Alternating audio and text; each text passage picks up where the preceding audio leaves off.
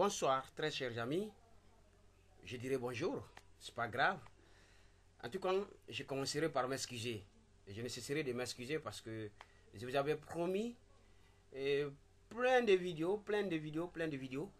Et là, ma dernière vidéo, je vous avais dit qu'à chaque semaine, je vais vous partager. Et là, je suis vraiment désolé parce que j'étais vraiment débordé par des formations sur place et des formations sur mesure et en entreprise.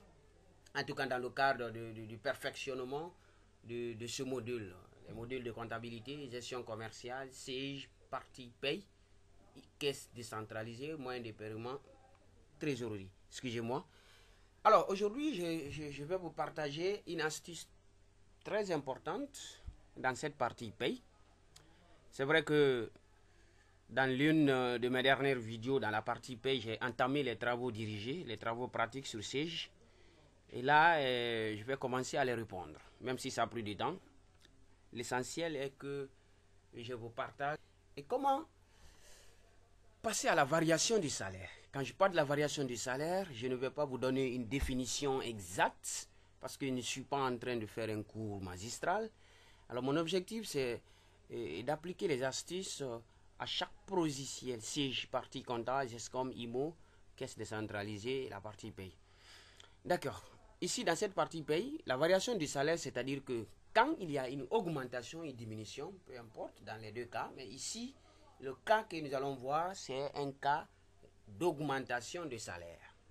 Et là, si vous vous rappelez, dans l'une de mes dernières vidéos dans la partie paye, je vous avais dit que si, par exemple, vous êtes un assistant RH, un assistant ressources humaines, ou bien chargé de la paye, ou bien c'est vous qui êtes le comptable, vous voulez faire... avant de passer à la passation comptable,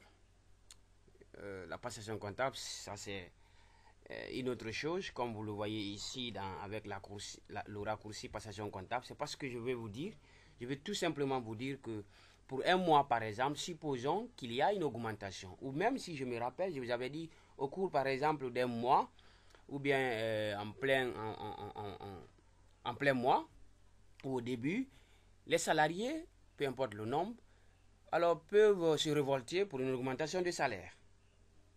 Bah, et là, si la direction s'entretienne et qu'il trouve nécessaire d'augmenter le salaire, peu importe l'augmentation, peu importe le taux sur lequel, ou bien le montant qu'ils vont augmenter sur le salaire de chaque salarié, nous allons voir aujourd'hui comment faire cette augmentation avec le logiciel CIG Paye. Quelle que soit la version, et comme vous le constatez, je travaille avec la version 21, peu importe. J'aurais pu peut-être vous montrer la version i7, qui est la dernière version. En tout cas, pour l'instant, je vais parler de la V8. La V8, quand je parle de la version i7, il y a la version V8. Voilà. Merci. Alors, on va passer rapidement, mais là, on va faire un contrôle des salaires d'abord, puisque je n'ai pas assez de salariés. D'ailleurs, laissez-moi ouvrir le fichier. Voilà. Africa Business. Attention, le fichier est sécurisé. C'est quelque chose que vous pouvez aussi faire. Hein. Donc, je vais entrer le mot de passe. Attention. Voilà, j'ai accès à mon fichier. Bien. Vous savez, lorsque vous lancez votre application CIG par défaut, tellement la sensibilité, je vous ai parlé de cette sensibilité, ils ont codé le logiciel par le mot de passe CIG. Je vous ai montré dans la création du fichier paye, ma première vidéo au niveau de paye. Et là, c'est différent de la sécurité du fichier lui-même. Donc, vous pouvez modifier le mot CIG, c'est-à-dire que le code d'accès pour accéder à l'application. Et vous pouvez sécuriser aussi le fichier lui-même, comme vous voulez le constater. Ça ne fait pas partie de l'astuce du jour. L'astuce du jour, c'est comment faire la variation du salaire. Dans notre cas, c'est une augmentation du salaire. Je vais voir mes salariés. Voilà. Et ce salarié, donc, je vais voir son salaire. Monsieur Kamano Thomas, qui a un salaire de bail de 2 500 000. On va voir un autre. lui un salaire de 6 500 000, un autre salaire de 5 millions. Voilà. Ce salarié, M. Keita Alain aussi, a un salaire d'1 million.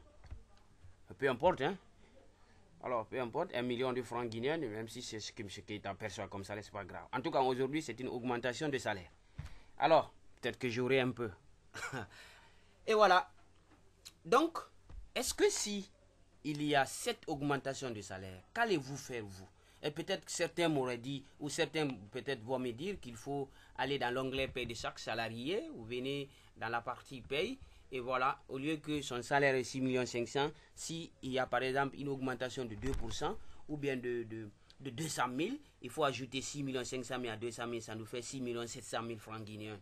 Est-ce qu'il faut passer à cette variation salarié par salarié? Tel n'est pas le cas. Mes amis, vous avez une astuce très importante qui va vous permettre de faire cette variation de façon automatique. Et c'est de cela qu'on parle. Voilà, donc vous me suivez très attentivement. Il suffit juste de venir par là.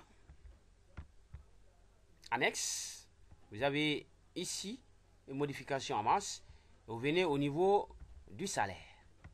Et voilà. Comment vous prétendez faire cette augmentation? Ici, on peut changer, on peut cibler une population de salariés. En supposant par exemple, on va dire que ce sont des salariés au département informatique que nous allons augmenter leur salaire. Il y a cette façon de le faire. Ou bien les commerciaux. Voilà. Ou bien tout simplement ceux qui sont côté logistique. Donc vous pouvez choisir une population de salariés. Mais là, à partir du moment où vous laissez vite, ça veut dire que cette augmentation va impacter le salaire de l'ensemble des salariés de votre entreprise. S'ils sont 1000, 800, 700, peu importe. Et là, nous allons traduire cette augmentation par un taux. Ça peut être un montant forfaitaire. Supposons par exemple, on dit 200 000 pour chaque personne. 200 000 francs guinéens, je veux dire. Maintenant, si c'est un taux, allons sur la base du taux. Donc, alors, nous allons mettre le taux ici. Et là, on va activer. Donc, nous allons essayer de présenter d'abord l'état de cette variation. D'accord? Voilà, mes amis, regardez cette modification que nous venons de faire. Vous avez le matricule 1 qui correspond au salarié M. Kamano Thomas. Alors, qui avait un salaire avant modification d'une valeur de 2 500 000. Et vous voyez, salaire après modification, vous avez 2 550 000.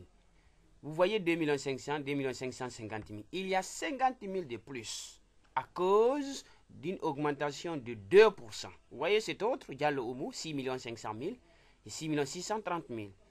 Kamano David, qui avait 5 millions avant, maintenant il a 5 100 000. Il a 100 000 francs de plus. Et M. Keita, qui avait 1 million, il s'est retrouvé avec 1 20 000. Voilà, désormais, ça sera le salaire de base de M. Keita. Après, en tout cas, cette variation.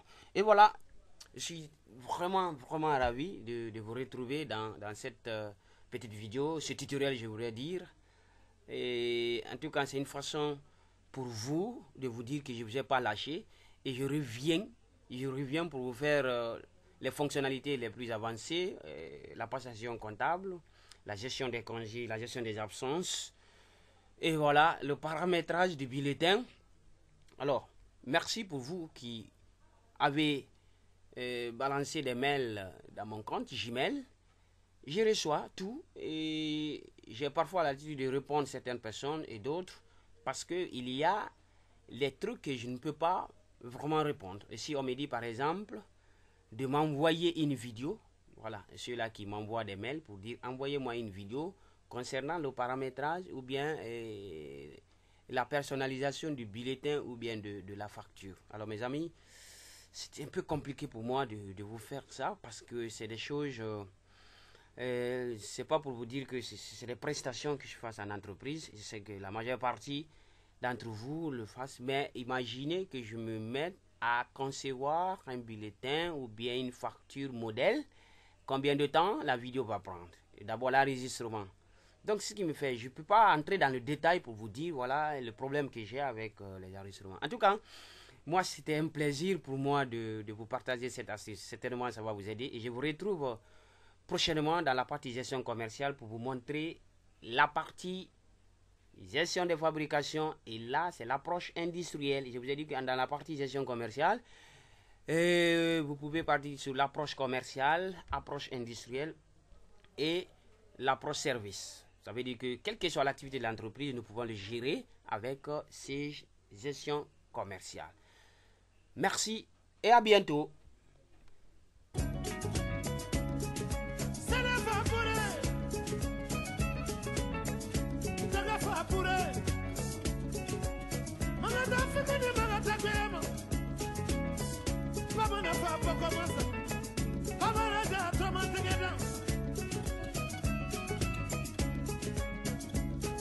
Dominique Yarabile,